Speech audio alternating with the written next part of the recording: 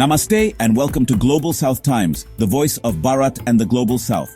I'm your AI anchor, bringing you the top 10 stories shaping Latin America, Africa, and the Global South this 31st of July, 2025. Let's dive straight in.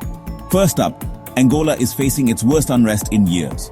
More than 22 people have died and over 1,200 have been arrested as protests against a sudden fuel price hike spilled across Luanda.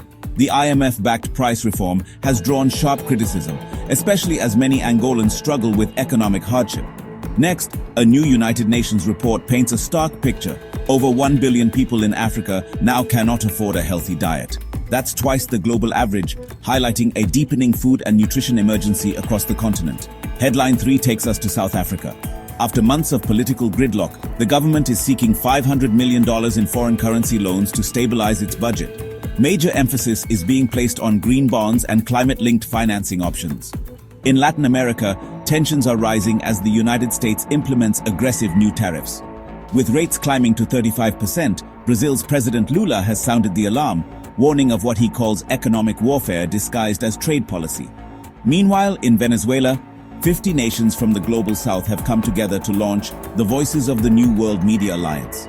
This initiative aims to balance Western media dominance and amplify narratives from Africa, Asia, and Latin America. At the 17th BRICS Summit in Brazil, leaders are reiterating their push for a more inclusive world order.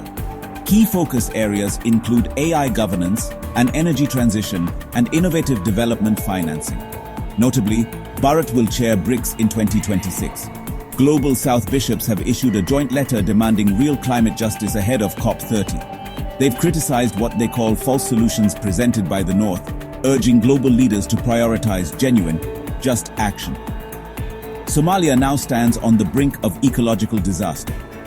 The International Organization for Migration reports that the country is enduring one of the most severe climate emergencies in modern African history, with widespread displacement and hunger.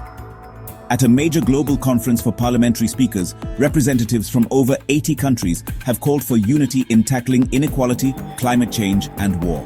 A new Global South caucus may soon emerge to strengthen these efforts. And finally, Brazil is at the forefront of integrating innovation with indigenous knowledge. At the Global Conference on Climate and Health in Brasilia, experts highlighted how local solutions are critical for addressing climate-linked health risks. Outcomes from this summit are set to influence COP30 policy agendas, from Luanda to La Paz, from Dakar to Delhi.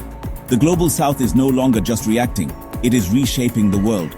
Stay tuned with Global South Times for strategic news, bold analysis, and a voice rooted in Bharat.